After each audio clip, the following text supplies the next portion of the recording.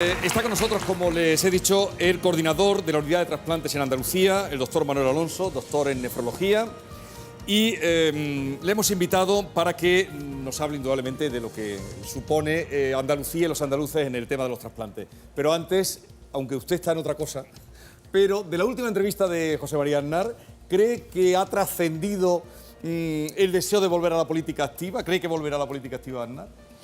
Pues no lo había pensado, pero mejor que no vuelva. Bueno. No lo había pensado, pero mejor que no vuelvan. Bueno, hemos salido a la calle para ver qué opinión tienen los andaluces sobre los trasplantes de órganos y cómo los viven en nuestra comunidad. Creo que los trasplantados son personas que se toman muy en serio la suerte que han tenido y entonces no juegan con la salud. Yo creo que el número de donantes cada vez va mayor, la gente no sé si es que está más concienciada. Estaría dispuesta en cualquier momento de un familiar o un ser querido de donarle un órgano mío, por supuesto. Veo que los muertos no necesitan nada y sin embargo si tú le das tu órgano a una persona, ¿cuántas vidas se pueden salvar, Dios mío? ¿Cuántas? Yo no quitaría el órgano a un hijo mío hasta que no supiera verdaderamente que está muerto, de verdad. No aguantaría hasta el final, hasta que supiera que su hilo de vida se ha ido, ¿no? Yo ahora mismo no me haría donante de órganos, por miedo más bien. Somos el número 1 en trasplantes en el mundo. Cualquier recorte supone una merma en la calidad y en la marca España, que el santo llevamos de bandera. Si yo necesitara un trasplante me lo haría aquí en España, porque creo que aquí hay buenos médicos y buena gente preparada para hacerse los trasplantes en España, sobre todo en Andalucía. La gente está muy concienciada con este tema y cada vez dona más y yo hay mucha sensibilidad en la gente y yo creo que cada vez más la gente por lo menos intenta donar. Yo creo que sí, que si le ponen, por ejemplo, un riñón y ese riñón está bien y lo acepta, yo creo que eso va a ser un escándalo. Y se va a saltar como los monos. Yo sé de uno que le han puesto un trasplante y ya se lamó 4 veces al día. No le digo nada si le pone los 2. La pobre está hecha polvo. Bueno.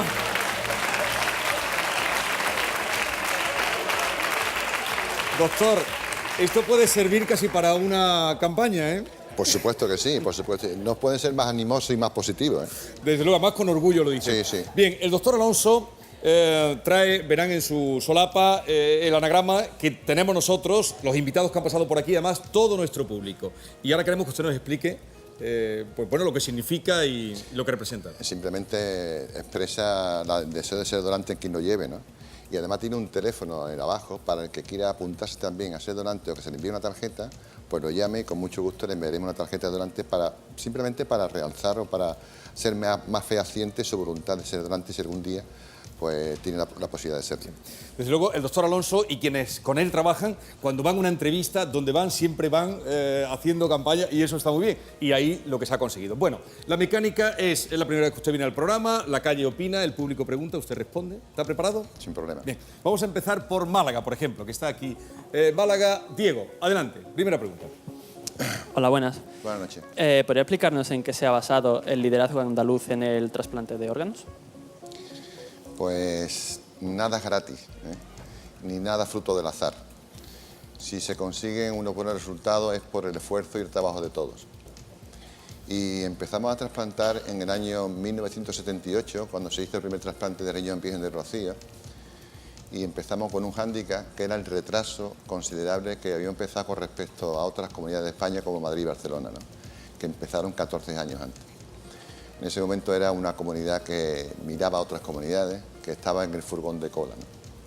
Pero efectivamente con el trabajo de todos se ha ido poco a poco consiguiendo remontar estos datos y efectivamente pues Andalucía es referencia nacional en trasplante, ¿no?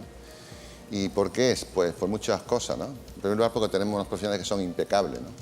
Que están dispuestos ahí a trasplantar o a sacar órganos de día, de noche, cualquier domingo, cualquier festivo, y además lo hacen muy bien, ¿no? En segundo lugar, porque hemos conseguido el apoyo y todos los recursos de las distintas administraciones sanitarias de los diferentes gobiernos de Andalucía desde los últimos 30 años. También el apoyo de las asociaciones de pacientes y de los medios de comunicación en la labor de concienciación de la sociedad, ¿no? Tenemos una red de coordinadores de trasplantes formidables, que son unos profesionales impecables, que posibilitan que no se pierda ningún donante, ¿no? Y además de ello, pues predicamos con la transparencia, con la claridad, con la equidad. Aquí en Andalucía se trasplanta quien más lo necesita, al margen de su condición social, económica, su raza, su sexo. Y bueno, pues esto configura que la sociedad confíe en nosotros, que cada vez tengamos más credibilidad y que pase la negativa de ser hace 20 años de un 40% a ser ahora solamente de un 12 o un 14%. O dicho de otra forma, el 60% de la sociedad andaluza decía sí a la donación en el año 90 y ahora es casi el 90%. Es para estar orgulloso. Le puedo dar muchos más datos, como por ejemplo la tasa de donación de Andalucía, que era muy baja desde el principio, pues ya hemos conseguido ser por encima de la media española, que como saben casi todos que es el primer país del mundo, desde hace 20 años. Bueno, pues ya estamos por encima de España, cuando empezamos por debajo. Y no solamente eso, sino tenemos el doble de la tasa media de los países de la Unión Europea, ¿no?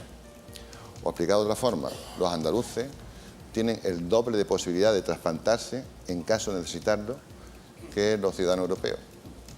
O, por ejemplo, que la supervivencia de los trasplantados renales es superior a la de los Estados Unidos, a los míticos Estados Unidos, que hay que desmitificarlo cada vez más. O que cada vez hay menos pacientes en lista de espera para el trasplante renal, que no ocurre en ningún país del mundo. Bueno, es evidente que tenemos una sanidad pública envidiable y, hablando de los Estados Unidos, mejor que la de los americanos. La de los americanos, pues, si no tienes dinero, te mueres. Hay 60 millones de americanos que no tienen cobertura sanitaria y los resultados nuestros en sanidad son mejores que los de ellos. O sea que no hay que irse a Estados Unidos, porque además solamente sabemos lo que tenemos cuando salimos de España y no podemos comparar, ¿no? Pues vamos a seguir, pero que sí. no olvidemos esto, lo que estaba diciendo la pero quiero decir que, bueno, que hemos pasado de estar en furgón de cola a estar a la cabeza, ¿no? Y a pesar de que estamos bien, quiero hacer una apreciación importante. No podemos pecar de triunfalismo porque todavía fallecen pacientes en lista de espera, ¿no? Y tenemos que intentar concienciarnos todos para que el 100% de los andaluces digan sí a la donación. Desde luego que para estar orgullosos de nuestra sanidad pública. Gracias. Y nosotros también estamos orgullosos. El último ayer, un donante de órganos salva la vida de un paciente y mejora a 4. Este fue en Huelva, ayer, sí, justamente. Río Tinto, sí. Tendrá que darse la vuelta porque vamos a ir a Almería. María del Mar, tu pregunta para el doctor Alonso. Hola, buenas noches. Hola. Si los trasplantes suponen un ahorro en el sistema público, ¿por qué se están recortando las subvenciones que se hacen para el fomento de trasplantes? Buena pregunta. Yo me digo lo mismo, me pregunto lo mismo, ¿por qué, no? Bien, tengo que especificar antes de responder a su pregunta una cuestión que es importante, ¿no? Nuestro objetivo fundamental es conseguir salvar vidas o mejorar la calidad de las mismas. Pero es que además de eso ahorramos dinero, somos eficientes. Y eso no lo sabe casi todo el mundo, pero resulta que la diálisis, que es un proceso muy caro, que cuesta entre 45 y 50.000 euros por año y por paciente, bueno, pues es bastante más cara que el trasplante. Un trasplante el primer año cuesta un poco más, pero en los años sucesivos se abaratan mucho los costes. De tal forma que en 5 años, un trasplante que dure 5 años, que duran más, pues se supone que se ahorra un promedio de 20.000 euros por paciente y año. Es decir, ya tenemos en Andalucía más pacientes con trasplante renal funcionante viviendo normalmente que pacientes en diálisis. Tenemos 4.500, que por 20.000 significa que estamos ahorrando al sistema sanitario público 90 millones de euros. Luego, si una cosa funciona bien y una cosa es eficiente y somos un proceso de excelencia, ¿por qué los recortes? ¿Qué sentido tiene? Bueno, le puedo contar la historia, no sé qué tiempo me va a dar, pero... quieren preguntar muchos. Pero... Sí, pero esto es un tema puntual, ¿no? Es que los recortes no tienen ningún sentido. Intentó el gobierno del país, bueno, pues eliminar subvenciones para trasplantes de algunas comunidades que no cumplían el déficit público. Bueno, pues yo me tuve que revelar, y la consejera nuestra también, ¿no? Porque era decir, tú no vas a recibir subvenciones y tú sí, ¿no? Una inequidad manifiesta, ¿no? Una torpeza tremenda, ¿no? Bueno, pues naturalmente en la Comisión de Trasplantes del Consejo Interterritorial yo me manifesté en contra de esa medida y conseguimos el apoyo de todos y al final el señor Montoro se tuvo que bajar los pantalones.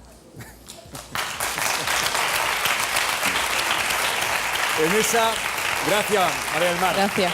En esa comisión fue el doctor Alonso bastante enfadado. Sí. Nos consta el que animó a todos a secundar y a exigir lo que entendía que era justo. Vamos a Córdoba. Sandra, adelante. Hola, buenas noches, señor Alonso. Buenas noches. Mi pregunta es la siguiente. ¿A qué espera España para reclamar a Alemania los 25 millones de euros que le debe por los gastos ocasionados por sus ciudadanos en nuestro sistema sanitario? Alemania no espera tanto para reclamarnos a nosotros en otro sentido. Bueno, pues le tengo que confesar sinceramente que no sabía que nos deben 25 millones de euros. Supongo que nos deberán 25 y otros países otros dinero, ¿no? Y interpreto que es una misión del Gobierno de la Nación intentar rescatar este dinero a nivel de Europa, sobre todo cuando tan mal estamos, ¿no? Pero bueno, ya que me pone el caso de Alemania, porque estoy especialmente sensibilizado con el tema este, yo tampoco apruebo la política de Alemania, que nos están estrangulando poco a poco. Le puedo decir que en los trasplantes es diferente, ¿eh? Los alemanes tienen una tasa de trasplante bastante más baja que la nuestra. 2,5 veces menos que nosotros. Tienen una tasa de donación de menos de 15 por millón de población y Andalucía tiene 36. ¿Y por qué esto? Porque nosotros funcionamos bien y ellos no funcionan tan bien, ¿no? Y le quiero poner un ejemplo puntual que seguramente lo conoceréis vosotros de hace 2 o 3 meses, que salió en medio de comunicación, de un médico alemán que se dedicaba a trasplante hepático, que se dedicó a exagerar el grado de gravedad de sus pacientes para trasplantarlos antes. Y bueno, pues trasplantaba a sus pacientes sin gravedad manifiesta y saltó al escándalo. Bueno, pues eso que ocurrió allí en Alemania, aquí en Andalucía es imposible. Es imposible porque, en primer lugar, nuestros profesionales son honestos, ¿eh? En segundo lugar, la decisión de incluir un paciente en lista de espera no lo hace una persona, lo hace un comité de facultativo, ¿no? En tercer lugar, pues tenemos un registro donde se identifica cada día la gravedad de cada paciente. Y por si fuera poco, también hay evaluaciones externas de los hospitales. Es decir, aquí esto sería imposible que se produjera. Y este escándalo que se produce en Alemania determina que las tasas de donación sean muy bajas, ¿no? Entonces la señora Merkel podrá dar muchas lecciones, que ya veremos si son correctas o no, pero en trasplante yo le aconsejo que vengan aquí, que aprendan aquí en Andalucía. Gracias. Gracias, Sandra. Vamos a Huelva. A ver, Manuel, que vas a debutar hoy preguntando. Adelante. Buenas noches, señor Alonso. Me llamo Manuel Gómez, soy funcionario y vengo de San Bartolomé de la Torre. Vamos a ver. Mi pregunta o un aclaramiento de la situación quisiera hacerle. ¿En los hospitales privados se pueden hacer trasplantes de órganos donados? Y si se pudiera dar el caso de que estos hospitales le pidiera a esos familiares una deuda por el trasplante a esa persona trasplantada, claro. Bien, en España todos los trasplantes se hacen en hospitales de la red sanitaria pública. Los hospitales privados no hacen trasplantes. Es un proceso muy sofisticado que requiere una alta tecnología y que no dispone de ella, ¿no? Pero sí es cierto que podemos traer órganos en hospitales privados. Además, le agradezco la colaboración de estos hospitales porque posibilitan que se hagan más trasplantes, ¿no? Pero para su tranquilidad y para todo el público, en España es imposible que se produzca el tráfico de órganos. Imposible. Hay una serie de controles de todo tipo, de coordinación, de equipo de trasplante, y tampoco se puede vender un órgano, porque tiene que pasar por un juez de registro civil cuando hay una donación de vivo. Hay muchos controles, un comité de ética, imposible. O sea que la supuesta hipotética que usted plantea en España, contundentemente imposible. Puede estar completamente la sociedad tranquila de que no se va a negociar con esto. Seguro. Muchas gracias, señor Alonso. Gracias, Manuel. Vamos a Cádiz. A ver, Nazaret, tu pregunta. Hola, buenas noches. Hola. Yo le quería preguntar, con los últimos recortes del Gobierno en materia de donaciones y trasplantes, ¿cree usted que se puede fomentar, desgraciadamente, el tráfico ilegal de órganos en España? Tampoco. Le respondo lo mismo que la pregunta anterior. Por muy torpe que sea el Gobierno haciendo recortes en trasplante, bueno, hacer recortes en trasplante, ya digo, en un proceso de excelencia que funciona bien, que somos líderes mundiales, ¿no? Más le digo una cosa, en hacer recortes de trasplante no tiene por qué determinar en este momento, porque es un recorte ínfimo, ¿no?, que se va a hacer, ¿no?, que caigan los trasplantes, pero si hubiesen conseguido lo que pretendían de establecer una asimetría en la subvención de las comunidades, sí hubiese tenido trascendencia, ¿no?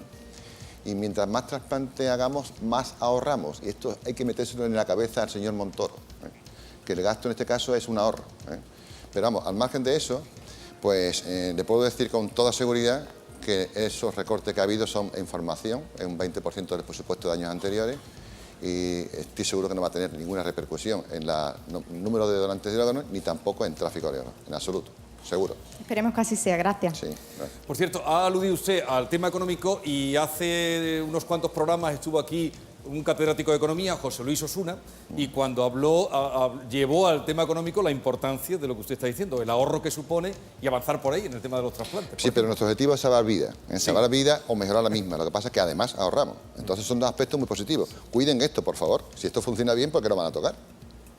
Eso me pregunto yo. Yo también. Doctor, Yo también. vamos a Jaén. A ver, Rosario, tu pregunta para el doctor Alonso. Buenas noches, señor Alonso. Buenas noches.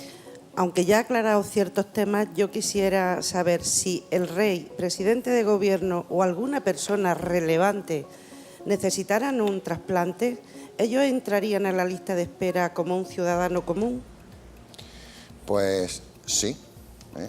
Mire usted, ni el rey, ni el presidente del gobierno, ni ningún popular famoso, ni nadie tiene preferencia. Ahí radica nuestra credibilidad y nuestra transparencia. Y por consiguiente, para que la gente se haga donante, tiene que saber que esto es neutro, ¿no? Y una de las características de nuestro sistema es la equidad. O sea, trasplantamos a quien más lo necesita. Y bueno, pues si hiciésemos eso sería un desastre, ¿no? Sería un desastre. Pero sí le puedo contar una historia que sí es cierta y que lo deben de entender, ¿no? Hay mucha gente normal entre comillas, son normales todos, pero no populares ni mediáticamente conocidos, que se trasplantan en pocos días en lista de espera, ¿no? Y seguramente muchos de los trasplantados que nos pueden estar viendo han tenido esa historia, ¿no? Que se trasplanta en pocos días. Pero como son gente anónima o no conocida, pues no tiene ninguna repercusión. Imagínense que un paciente famoso o digamos una celebridad se trasplanta precozmente en estas circunstancias, ¿no? Habría que pensarse que se ha enchufado. Pues no, se trasplantaría porque seguramente le correspondería. Pero no admitimos ningún tipo de enchufe y esa es la base de la credibilidad del sistema. Muchas gracias.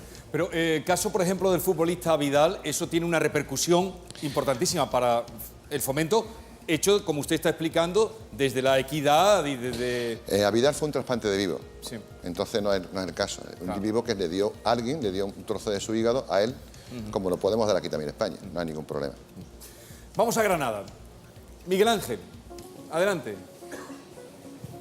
Buenas noches, señor Alonso. En un principio mi pregunta iba a ser de forma general, pero la voy a poner a tono particular.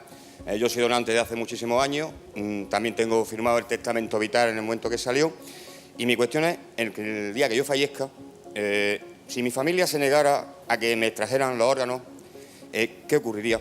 ¿Qué se podría hacer? ¿Puede ser factible eso, que se nieguen? Mire, hay que respetar la voluntad del fallecido. Eso es condición sine qua non. Además, lo que usted me plantea ya no existe. O sea, antes sí existía ese tipo de historias, pero actualmente hay una sintonía perfecta entre la persona que ha fallecido, que quiere ser donante, y su familia. Pero bueno, se puede dar caso de que, como usted bien dice, yo he hecho mi testamento vital y quiero ser donante y la familia se oponga, ¿no? Pues tenemos que actuar conforme a la ley, tenemos que sacar los órganos. Es un ejemplo similar, y le puedo poner un ejemplo similar para que lo entendáis, a lo que ocurre hay veces que un juez determina que se haga una autopsia a una persona que ha fallecido por una causa legal, ¿no? Y la familia se opone. Pues ¿qué se hace? Es que está por encima de la legalidad de la voluntad de la familia, ¿no? Puesto igual, ¿no? Si la persona que ha fallecido ha dicho en un testamento vital quiero ser donante, se saca los órganos. Entonces, mi pregunta es, cuando alguien fallece, ¿se mira si tiene el testamento vital realizado? Porque es que no lo sé, sinceramente no lo sé, y trabajo en cuestiones sanitarias, no... Pues yo sí lo sé, nosotros sí lo hacemos. Nosotros lo medimos. Pues entonces, sinceramente, me quedo más... Yo no lo digo por mi familia porque sé que eso no va a ocurrir, pero me quedo mucho más tranquilo de que se puedan utilizar. Los protocolos se cumplen y todos los colegios de trasplante, cuando hay una muerte encefálica o hay un posible donante, tienen la obligación de consultar con el testamento vital y ver si hay una voluntad del fallecido, en un sentido u en otro, ¿no? Y bueno, pues por supuesto que lo tenemos que hacer. Para eso está la norma, para cumplirla, ¿no? Mire, para propósito de esto que usted dice, una cosa que decía antes una encuestada, después de fallecer, nosotros no siguen para nada. Y quizás quizás no, seguro, si lo cedemos a otro, salvaremos muchas vidas, ¿no? Y este ejemplo tiene que cundir, el ejemplo que decía esta señora, porque yo qué sé, donar órganos quizás una expresión de una gran solidaridad humana, de una grandeza humana impresionante, ¿no? Y quizás sea también la herencia más hermosa que podemos dar a los semejantes, ¿no? Yo creo que tenemos que reflexionar. Yo creo que todos sois donantes, ¿no? Porque todos tenéis puesto el PIN, ¿no? Bueno, todos son donantes. Y si hay alguno que tenga alguna reticencia, yo se la aclaro ahora mismo, ¿eh?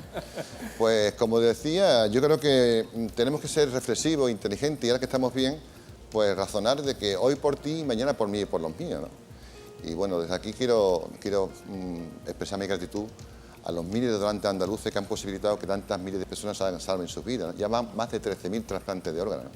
Y eso ha sido gracias a la generosidad de los donantes y sus familiares, ¿no? Y el proceso de trasplante es un proceso singular porque necesita del concurso de la sociedad, ¿no?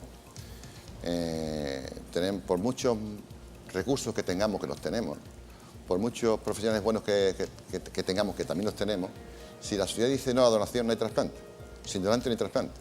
Entonces tenemos que intentar conseguir que la sociedad entera diga sí a la donación. Es la forma más segura de tener una mejor calidad de vida y que todos nos beneficiemos. Entonces yo lo que digo que la sociedad tiene que agradecer que existan personas como usted y que animen a hacer eso. Muchas gracias. Gracias, Miguel Ángel. Y además, ustedes han hecho visible y comprensible aquello que nos explicaban de la resurrección de la carne. Ustedes lo han hecho posible. A ver, Sevilla. Bueno, voy a ir con Luis, pero Soledad tiene una historia... No, Soledad, pásale el micrófono a Soledad, por favor. A Soledad tiene una historia de contarnos, ¿no? En este tema, ¿cómo está viviendo el programa en este apartado en el que estamos, Soledad? Que no lo esperaba. Ponte en pie, yo tampoco, pero me he acordado de... ¿Tienes algo que contarnos, sí o no? Pues yo fui donante el 13 de octubre de este año para mi marido. Fue una etapa muy difícil, pero gracias a Dios pues llegamos a buen puerto. Le di el riñón. El doctor Alonso sabe nuestra trayectoria, nos ayudó muchísimo. Y ahí está, que por ahí atrás tiene que estar...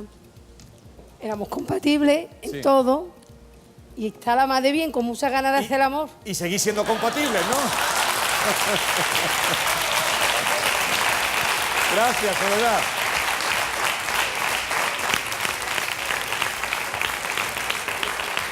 Compatibles en todo y siguen siendo compatibles. A ver, y ahora Luis, que era el que elegido. Gracias, Soledad. Y perdona esta puñalada de pícaro, pero creo que merece la pena. Buenas noches, señor Alonso. Primero, agradecerle la labor que están haciendo en beneficio de todos. Y después voy a matizarle, porque cuando estuvo aquí la consejera, habló de los recortes sanitarios. Usted habla de los recortes sanitarios. Pero, por ejemplo, el SAS, en los últimos 5 años, ha dejado de invertir 2.100 millones de euros ya presupuestados. ¿Por qué no se hablan de estos recortes? Bueno, yo sinceramente no le puedo responder porque desconozco esa materia. Yo le puedo hablar de trasplante, ¿eh? Y me extraña mucho que sea así, pero si usted lo dice puede ser que sea así. Pero yo no le puedo informar porque no lo sé. Tampoco le puedo informar de los 25 millones de euros que decía que debía Alemania y España, porque tampoco lo sabía. Pero lo que sí le puedo decir con toda precisión es que en los trasplantes se ejecutan el 100% del presupuesto año tras año, de forma sistemática. Faltaría menos. Es lo que le puedo decir. La otra pregunta no se la puedo contestar porque no la sé. Perfecto. Muchas gracias. Pero en este momento y en este día son las 12 de la noche, ya estamos en el día 24. ¿Teme usted porque todo lo que nos ha explicado aquí, que personas como Soledad y otros los hemos vivido en directo, teme que peligre esta situación que estamos viviendo en nuestro país, en Andalucía, en el tema de trasplante? En Andalucía no va a pasar nada. En Andalucía estamos todos por la labor y tanto la consejería como todos los profesionales estamos a favor de la donación y del trasplante y que esto se sostenga, ¿no? De hecho, eso es lo que hacemos, ¿no? Aquí sí es cierto que cuando se le baja el sueldo a la gente, también se le baja el sueldo a los profesionales de trasplante. Es que llueve para todos y eso es. Y lo han encajado perfectamente, ¿no? Y aunque le hayan bajado el sueldo a los profesionales, no por ello han hecho menos trasplantes. O sea que su profesionalidad es impecable. O sea que una cosa es menos retribuciones y deben estar incómodos y otra cosa es su profesionalidad. Y no se ha notado para nada este cambio, ¿no? O sea que pueden estar más descontentos, pero al margen de eso son profesionales y siguen trasplantando. A nivel nacional no lo sé porque yo no formo parte de esa cuerda y además están adoptando unas medidas que no entiendo muy bien, como la privatización de la sanidad en hospitales madrileños.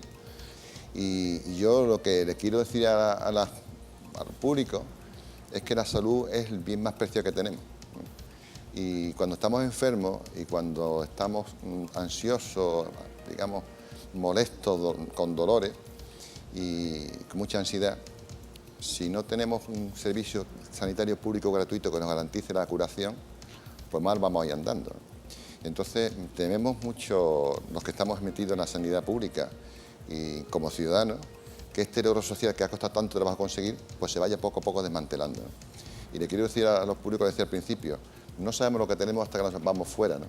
Y si se va a un país tercermundista, pues a rezar. Sí. Y si se va a un país como Estados Unidos, pues la visa en la boca o con dinero, si no te mueres. Aquí no ocurre eso, ¿no? Aquí una persona que es pobre tiene acceso directo a un trasplante sin más problemas, cosa que no ocurre en otros países. Entonces este logro social que hemos conseguido, por favor no lo toquen, que va muy bien. Si somos de los países referentes en el mundo en trasplante y en sistema sanitario público, no tiene ningún sentido que se vaya desmantelando. Bueno, llega la hora de saber lo que dicen las redes sociales en un tema que nos llega tan de cerca. Mar Barrera, adelante, venga. Buenas noches. Buenas noches, doctor. Bueno, antes de nada traigo una noticia triste porque acaba de morir el artista Tate Montoya a la edad de 64 años de edad. Vaya por compañero de Canal Sur, nuestras condolencias a toda la familia y a todos los amigos. Lo sentimos. Lo sentimos mucho. Traemos una frase para su debate, doctor, de Aristóteles, que dijo: de todas las variedades de virtud, la generosidad es la más estimada. Sí. Tengo que decirle, doctor Alonso, que los internautas están mostrando mucho interés por sus explicaciones y hay muchas personas manifestando la voluntad en donar órganos. Esperemos que al menos esto en Andalucía mantenga su liderazgo. Hemos recibido muchas preguntas, hemos seleccionado 3. La primera, ¿hay un perfil tipo de donante? Sí, el perfil va cambiando con el transcurso de los años. Hemos pasado a tener un donante clásico hace 20, 25 años, que era un chico que fallecía en un fin de semana con un accidente de moto, al de ahora que es una persona mayor, con entre 60 y 80 años, que fallece a consecuencia de un accidente muscular cerebral, ¿no? Entonces, la evolución del perfil de donante ha sido espectacular. La edad media de los donantes hace 20 años era de 35 años y ahora es de 63. Que sepáis que el 50 y tantos % tiene más de 70 años y hay muchos que tienen más de 80 años. Conclusión, la edad no es ningún factor limitante para ser donante. Es una pregunta que se hace muchas veces. Sí. O sea, que se puede ser donante con 85 años. Pero eso es lo que hay, ¿no? Y nuestros profesionales son tan excelentes que se han adaptado a este perfil de donante y bueno, pues se están trasplantando hígados y riñones de gente con una edad avanzada que van perfectamente. Incluso cuando los riñones son poco suficientes para hacer 2 trasplantes, se ponen los 2 riñones a una sola persona. Esos riñones se tiraban antes y ahora se ponen los 2 en una sola persona. Son, digamos, estrategias que se siguen para intentar conseguir la sostenibilidad de las tasas de trasplante que tenemos, que son excelentes, ¿no? Segunda pregunta. Cuando una persona donante de órganos fallece, ¿cuál es el protocolo de actuación? Una persona donante, bueno, cuando una persona fallece, si fallece, no todos los que fallecen pueden ser donantes de órganos. O sea, solamente los que de un 3 a un 5% de las personas que fallecen en un hospital pueden ser donantes. Eso no lo sabe todo el mundo. Tampoco se puede ser donante si fallece en la carretera. Hay que fallecer en un hospital, ¿no? Entonces el proceso es el siguiente: se identifica que es un potencial donante, se le avisa por parte del intensivista o del sitio donde esté ubicado ese paciente o esa persona que ha fallecido al coordinador para que ponga en marcha los mecanismos habituales de, en primer lugar, validación de si esa persona es posible que sea donante, si vale para ser donante, si no tiene ninguna enfermedad transmisible que le pueda llegar al receptor. En segundo lugar, hablar con la familia para conocer la voluntad del fallecido. Si dice que sí, seguimos para adelante. En tercer lugar, si hay una causa judicial, pedir permiso a la autoridad judicial. Y en cuarto lugar, ofertar los órganos que sean trasplantables a la ONT, a nuestra Organización Nacional de Trasplante, para que se distribuyen de acuerdo con los criterios establecidos según protocolo a quien más lo necesite. Si hay un paciente en un código 0 en La Coruña, el hígado o el corazón de Sevilla va para La Coruña y viceversa. Y los riñones se quedan aquí. Ese es el proceso habitual. Es un proceso que dura unas cuantas horas, pocas, que hay que hacer de una forma rápida y perfectamente coordinada, donde participan un centenar de profesionales médicos, sanitarios y no sanitarios, y que tiene que haber una coordinación perfecta. Y lo hacemos al cabo del año 310 veces. Qué emocionante, ¿no? Desde luego. Y tercera, ¿qué vida tiene un órgano trasplantado en su segundo cuerpo? ¿Puede trasplantarse el mismo órgano 2 veces? Sí. Bueno, un órgano trasplantado, según el tipo de órgano, tiene una duración más o menos prolongada, ¿no? El que tiene mayor supervivencia es el riñón, y sobre todo el riñón de trasplante de donante vivo, ¿no? Y si es un gemelo, todavía más, ¿no? Pero un riñón de vivo, la media son 17 años de supervivencia. O sea que 17 años puede estar una persona, o más, o 30, ¿no? Un hígado es algo menos, los que tienen menos supervivencia en el transcurso de los años son los pulmones. Pero baste que esté un paciente fuera, o sea, el que no se trasplante de pulmón se muere, el del hígado también, el de riñón tiene la posibilidad de ser dializado. Pero cualquier trasplante significa prolongar la vida, con una calidad de vida a cualquier persona que lo necesite, ¿no? De ahí ese énfasis que digo que todos tenemos que ser donantes. Muchas gracias, doctor. Y antes de acabar, muchísimas gracias a todos los telespectadores, a todos los internautas, a todos los foreros, porque en el programa de hoy llevamos ya 1.445.000 impresiones. Bueno, gracias. Gracias, Mar, y gracias a nuestros espectadores. Bueno, doctor Alonso, yo creo que usted ha percibido la atención en el relato que nos ha hecho de lo que usted trabaja y toda la gente que trabaja con usted. Así es una cosa de todo, ¿eh? De todo, también de la sociedad, ¿eh? Desde luego, pero ustedes han ido ahí, en eso, me ha dicho, cuando empezaron, 20 años, viendo crecer, haciendo proselitismo, y le estamos muy agradecidos, y cuente con nosotros. Muchas gracias. Gracias por No, ya, y además el carnet lo tengo hace tiempo. Gracias por la visita, ha sido un placer, y ánimo. Venga. Y si hace falta remangarse, usted nos llama, que iremos con ustedes. Pues llamaré. Venga. Gracias, adiós. Bueno.